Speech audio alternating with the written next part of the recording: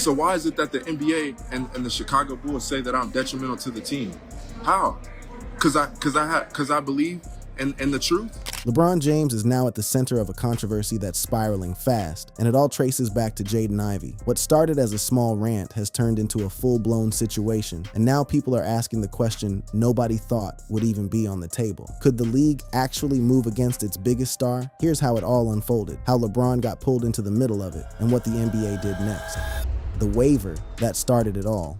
On March 30th, 2026, the Chicago Bulls officially waived guard Jaden Ivey, citing conduct detrimental to the team. That waiver came hours after Ivey posted a lengthy Instagram Live video in which he went after the NBA's support of Pride Month and the LGBTQ+ community. He called the league's promotion of Pride Month a celebration of unrighteousness. And with that, his time in Chicago was done. Now, to understand how we got here, you need to know the road Ivey had traveled. Jaden Ivey was the number 5 overall pick in the 2022 NBA draft by the Detroit Pistons. He came in as an explosive, athletic guard with real upside, but injuries derailed him almost immediately. In the 2024-25 season, he played only 30 games after suffering a broken left fibula. He had arthroscopic surgery on his right knee before the 2025-26 season and missed the first 15 games of that year. By the time the February 2026 trade deadline arrived, Ivey was on an expiring contract, and the Pistons had not re-signed him long-term. The Chicago Bulls acquired Ivey in a 3-team deal involving the Pistons and the Minnesota Timberwolves on February 3rd, 2026. Chicago saw him as a potential piece for their backcourt going forward. That potential never materialized on the floor. Ivey appeared in just 4 games for the Bulls, 3 starts, before persistent soreness in his left knee shut him down. His last game action came on February 11th, 2026. By late March, the team officially ruled him out for the remainder of the season with left patellofemoral pain syndrome. During this stretch of inactivity, something shifted. Ivey started posting long Instagram videos, sessions lasting 45 to 75 minutes each, diving deep into his Christian faith. He talked about depression, secular music, abortion, and critiques of other religions, including calling Catholicism a false religion that does not lead to salvation.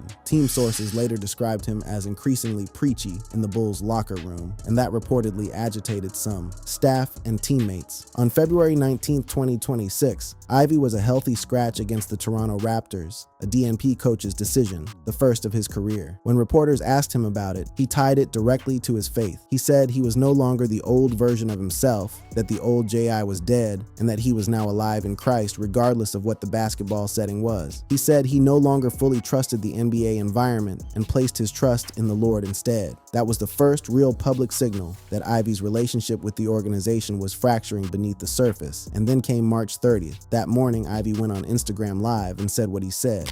Right? They proclaim Pride Month in the NBA. They proclaim it. They show it to the world. And he kept going. They say, come join us for Pride Month to celebrate unrighteousness. Those words were widely characterized in media reports as anti-LGBTQ+ sentiments. Within hours, the Bulls released their statement. Jaden Ivey was waived for conduct detrimental to the team. Before the Bulls game that night against the San Antonio Spurs, head coach Billy Donovan addressed reporters, emphasizing organizational standards without directly quoting Ivey's words. He said there is a certain level of expectations and standards within the organization, that everybody comes with their own personal experiences, but that there has to be a high level of respect for one another and accountability to those standards. He also noted the Bulls had hoped Ivey could become part of their long-term plans when they acquired him, but the situation had changed. Ivey heard all of that and responded the same evening on Instagram Live from an airplane. He called the Bulls' reasoning dishonest. They said my conduct is detrimental to the team, right? Why didn't they just say, we don't agree with his stance on LGBTQ? He questioned everything about the way the waiver was framed. Why didn't they say that? Well, how is it conduct detrimental to the team? What did I do to the team? What did I do to the players? And then he laid out exactly what kind of teammate he believed he had been. I did nothing but practice with them, play with them, pass the ball to them, good teammate to them, said good job, good shot. He insisted the real reason was his stance on LGBTQ+ issues and his preaching about Jesus Christ, not anything he did inside the locker room or on the court. He said every NBA team would probably say the same thing about him, that he was too religious for them. Financially, the move did not cost Ivey his paycheck. He was still owed approximately $10.1 million for the remainder of the 2025-26 season. But the damage to his career and reputation was something else entirely. His overall stats for the season across Detroit and Chicago were limited: 37 games, 8.5 points per game, a former top 5 pick reduced to a footnote on 2 different rosters in the same year, and now he was a free agent with a viral controversy attached to his name, which is where things get much more complicated, because Ivey did not just talk about himself on that airplane livestream. He did not just defend his own record or challenge the Bulls' reasoning. He talked about the biggest names in the history of the sport, and in doing so, he lit a fuse that no one, least of all LeBron James, saw coming. How LeBron got dragged into this.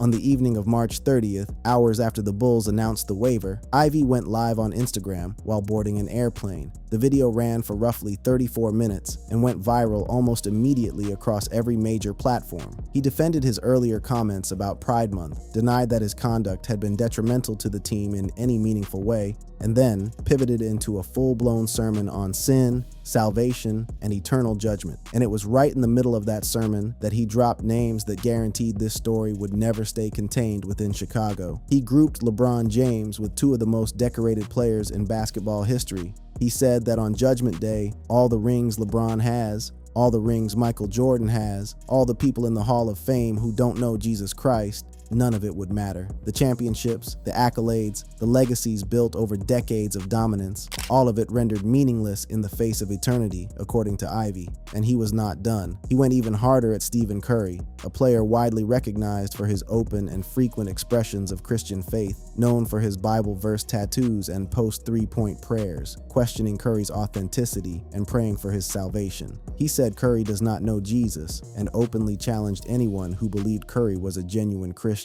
Now, the important distinction here is that Ivey did not single LeBron out for personal criticism of his character, his lifestyle, or his political positions. LeBron served as a towering symbol, a shorthand for the absolute pinnacle of NBA achievement. Ivey's core message was consistent across every one of his recent live streams. Basketball glory, material wealth, and fame are all fleeting and fundamentally meaningless compared to spiritual salvation. By invoking LeBron alongside Jordan and Curry, he was making the abstract viscerally concrete. He was turning theology into a pointed, inescapable commentary on the league's most iconic figures. And whether Ivey fully intended it or not, that name drop guaranteed the clip would spread far beyond niche religious audiences or Bulls-specific coverage. It became the centerpiece of NBA Twitter, sprawling Reddit threads, Instagram reels racking up millions of views, and headlines from every major sports media outlet in the country. The reaction from fans and commentators was immediate, relentless, and deeply polarized. Some pointed out the sheer audacity of a 24-year-old guard, one who had never won a championship, had averaged under 15 points per game for most of his injury-shortened career, and had played just 4 games with the Bulls, publicly questioning the spiritual standing of players with a combined 14-plus championship rings and multiple MVP awards between them. The comparisons were ruthless and unsparing. Fan comments flooded social media with variations of the same theme. Jordan has 6 rings, LeBron has 4, Steph has 4, and Jaden Ivey has opinions about all of their souls and 0 rings to his name. Others were more blunt. He said, "LeBron,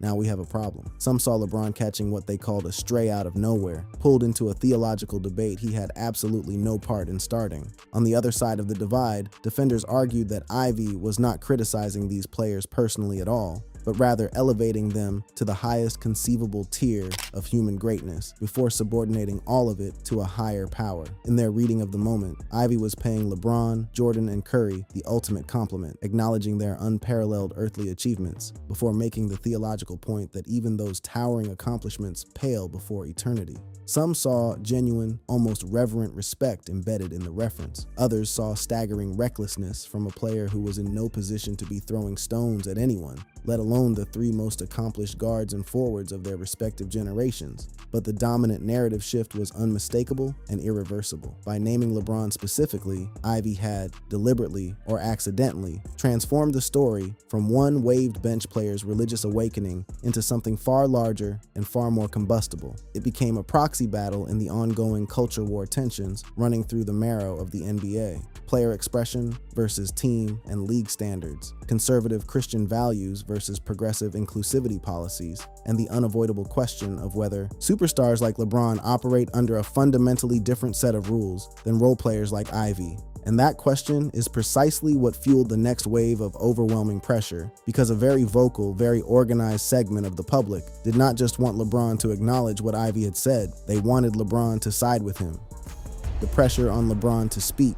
The calls came from conservative commentators, Christian sports fans, free speech advocates, and vocal critics of the NBA's corporate social stances. They did not come from mainstream NBA media or progressive voices. Those groups largely viewed Ivey's comments as harmful anti-LGBTQ+ rhetoric that the Bulls were entirely justified in addressing. But the other side was loud, it was persistent, it was growing by the hour, and its argument rested on several deeply interconnected and emotionally charged pillars that collectively created an almost irresistible gravitational pull toward LeBron's name. The first pillar was LeBron's own meticulously constructed history as a public voice beyond basketball. For over a decade, LeBron has deliberately and successfully positioned himself as far more than a player. He has spoken out forcefully on police brutality, racial justice, voting rights, educational inequality, and the Hong Kong protests. That last one drawing its own firestorm of backlash and sustained accusations of putting business interests over principle. He has used his platform through Instagram posts, through his More Than an Athlete brand initiatives, through The Shop on HBO, and through every single media availability to shape cultural and political narratives that extend far beyond the hardwood. The man has an entire media ecosystem built around his voice. Fans who supported Ivey's religious stand argued with increasing intensity and frustration that if LeBron can weigh in on politics, social causes, and global events without a single repercussion from the league, he should absolutely be willing to address a fellow player being cut loose over faith-based statements. His silence, they contended, would amount to naked hypocrisy, irrefutable evidence of selective activism, where certain politically fashionable causes earn his powerful voice and others are met with calculated, strategic quiet. The second pillar was the inescapable weight of the direct personal reference. Ivey did not attack LeBron's politics, mock his personal life, or challenge his character. He used LeBron as Exhibit A in a Judgment Day sermon, the most accomplished active player in the world, serving as the prime example of worldly success that means nothing without salvation. For some in Ivey's corner, this felt like a respectful but searingly pointed challenge from a younger player seeking spiritual accountability from the game's elder statesman. Supporters of Ivey, particularly those framing the waiver as anti-Christian bias, saw LeBron's silence as a deliberate dodge, a rare moment where the most influential athlete on the planet could have affirmed priorities that transcend rings and league politics, and he chose to say absolutely nothing. The third pillar was the broader, sweeping accusation of institutional hypocrisy leveled against the league itself. Ivey's original criticism had targeted the NBA's institutional embrace of Pride Month, the billboards, the celebrations, the official promotional campaigns. His supporters viewed the waiver as the league ruthlessly punishing dissent while generously rewarding alignment with progressive causes. They pointed to LeBron's own past expressions of support for LGBTQ+ initiatives, wearing pride warm-ups, making public statements of solidarity, and argued he now had a platform and a responsibility to call for balance, to defend players' rights to express conservative Christian views without losing their livelihoods in the process. Some connected it to the controversy years earlier surrounding the Houston Rockets general manager's tweet about Hong Kong, where LeBron was widely accused of prioritizing business interests over moral principle. In this elaborate framing, LeBron siding with, or at the absolute minimum, defending the fundamental right of, Ivey would have represented a principled, courageous stand for free expression and religious liberty, directly countering what these critics called the league's glaring double standard. And then there was the relentless amplification machine that supercharged all of it. YouTube channels with massive followings, faith-based sports accounts, and prominent figures in what some have described as a burgeoning Jesus movement in professional sports, citing outspoken players like Jonathan Isaac of the Orlando Magic, painted Ivey as a fearless witness being systematically canceled for the crime of preaching. They explicitly explicitly tagged LeBron, referenced him in their calls to action, and articulated the hope that a superstar endorsement from the king himself would legitimize the entire movement and bring unbearable pressure down on the NBA's front offices. Even neutral, dispassionate observers acknowledged that LeBron's involvement, however tangential and involuntary, was the single factor keeping the story at the top of the news cycle. His response, or his conspicuous lack of one, had become a story unto itself. For Ivey's most passionate defenders, a LeBron endorsement would have been the ultimate, undeniable validation, proof that even the king of basketball recognized the truth of the gospel over the NBA's agenda. Continued silence, on the other hand, only deepened the accusations of cowardice or tacit complicity in league conformity. The cancellation, narrative, and the purge claims. While the mounting pressure on LeBron dominated one corner of the discourse, a parallel and increasingly elaborate narrative was being constructed across conservative media outlets, Christian advocacy platforms, faith-based influencers, and viral social media accounts. These sources took the Bulls' waiver decision and reframed it entirely, not as a measured organizational response to specific public statements containing anti-LGBTQ+ rhetoric and disparaging critiques of other religions, but as a calculated, deliberate act of cancellation targeting Jaden Ivey's Christian faith itself. This reframing positioned Ivey as nothing less than a modern-day martyr for biblical convictions, persecuted by a league that had chosen progressive orthodoxy over religious freedom. Ivey's own words from his post-waiver Instagram Live provided the raw, potent language that these accounts eagerly seized upon and amplified to enormous audiences. So why is it that the NBA and the Chicago Bulls say that I'm detrimental to the team? How? Because I believe in the truth?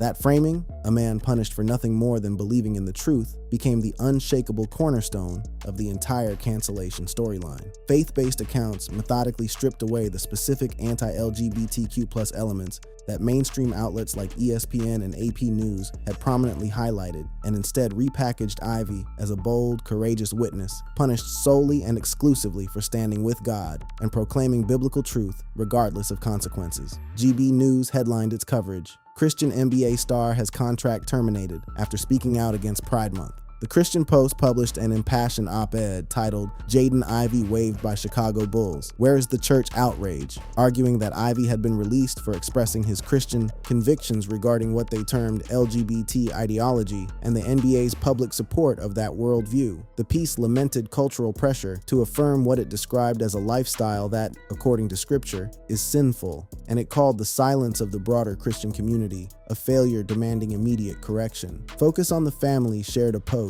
noting Ivey was reportedly released for conduct detrimental to the team after publicly sharing his faith and speaking about the current state of culture, with commenters asking pointedly whether he would have been let go if it were any religious beliefs besides Christianity. But the narrative did not stop at one player's waiver. It escalated with breathtaking speed into grandiose, sweeping claims of a systematic purge of Christian athletes who dared to voice even the slightest support for Ivey or similar faith-based stances. Social media posts began connecting Ivey's case to an alleged pattern of blackballing, with ominous headlines and urgent captions warning that any player expressing solidarity could face identical professional destruction. Pittsburgh Steelers safety Jaquan Brisker posted in direct defense of Ivey, declaring he would rather be canceled by society than rejected by Jesus. Ohio State's Trevayon Henderson also publicly voiced his backing, but these isolated individual expressions of personal solidarity were deliberately reframed by conservative media,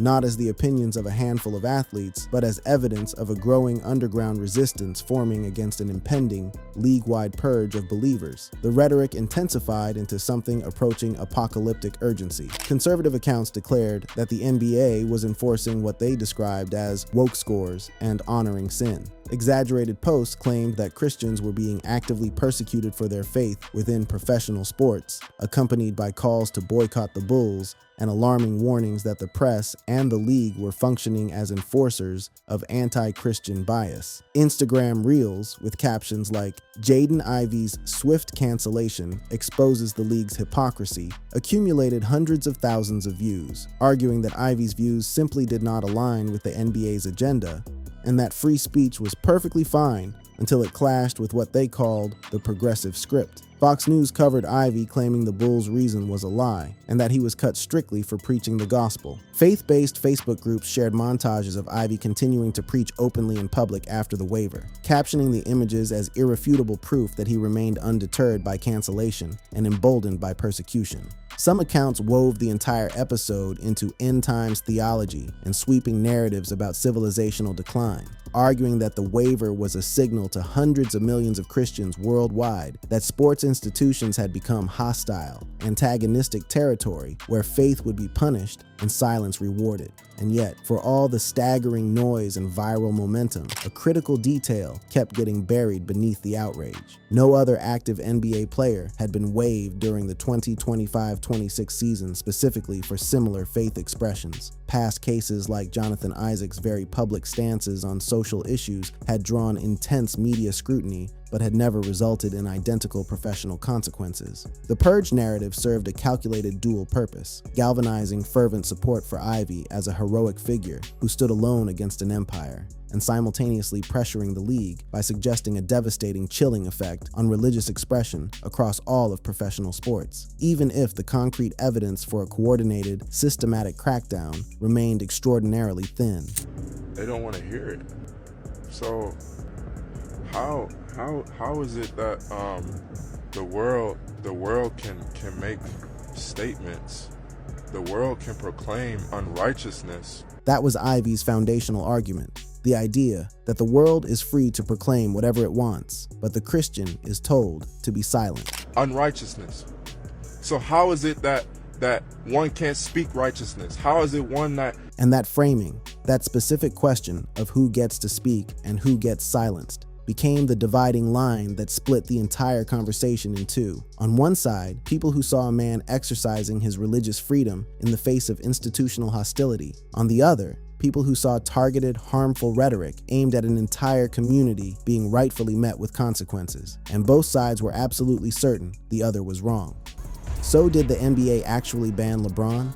So here is where the story that has been circulating online, shared hundreds of thousands of times, debated in comment sections, reposted across platforms, and packaged into sensational thumbnails specifically designed to make you click before you think, meets the cold, unadorned reality of what actually happened. Because after everything we have covered, the waiver, the rants, the name drops, the media firestorm, the pressure campaigns, and the purge narratives, the answer to the question posed by the title of this video is remarkably simple. As of April 6, 2026, one full week after Jaden Ivey was waived by the Chicago Bulls, LeBron James has issued no public statement, no comment, no social media post, and no interview response regarding Ivey, the waiver, the anti-LGBTQ+ remarks, or the religious elements of the rant. Nothing, not a word, not a cryptic Instagram story, not a liked tweet, not a vague reference in a post-game press conference. Neither the Los Angeles Lakers organization nor LeBron's representatives have addressed the situation in any capacity whatsoever. LeBron did not take Jaden Ivey's side.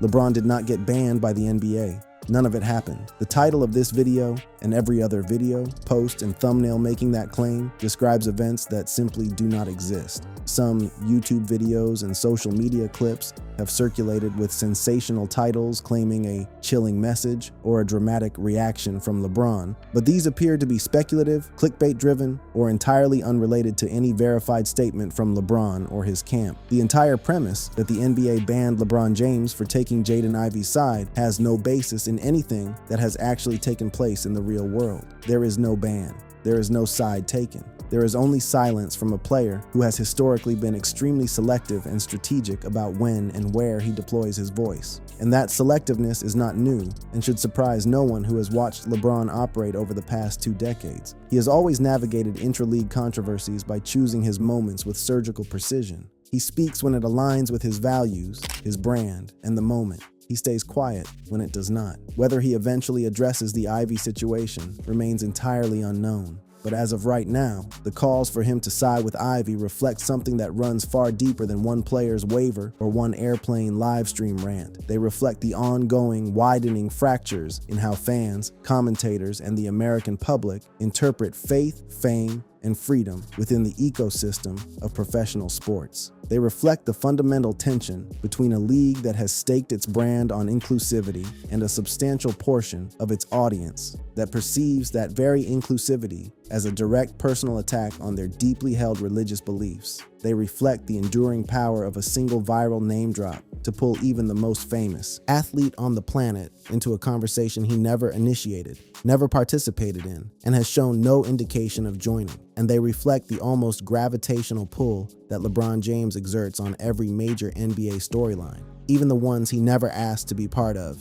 even the ones where his only connection is a fleeting mention in a 34-minute airplane rant by a player he has never publicly interacted with. The reality of this entire situation, stripped of the clickbait and the outrage and the breathless commentary, is straightforward. Jaden Ivey was waived by the Chicago Bulls for conduct the team deemed detrimental. He believes he was waived for preaching the gospel. Conservative and faith-based media framed it as the cancellation of Christianity in professional sports. Progressive voices framed it as a justified organizational response to harmful public rhetoric. LeBron was name-dropped in a viral rant alongside Michael Jordan and Stephen Curry and has said absolutely nothing in response. And the NBA has not banned anyone over any of it. No suspension, no fine, no statement directed at LeBron or any other player who might have privately held an opinion about the Ivey situation. That is the story, the complete, verified, factual story. Everything else, the speculation, the manufactured outrage, the sensational thumbnails,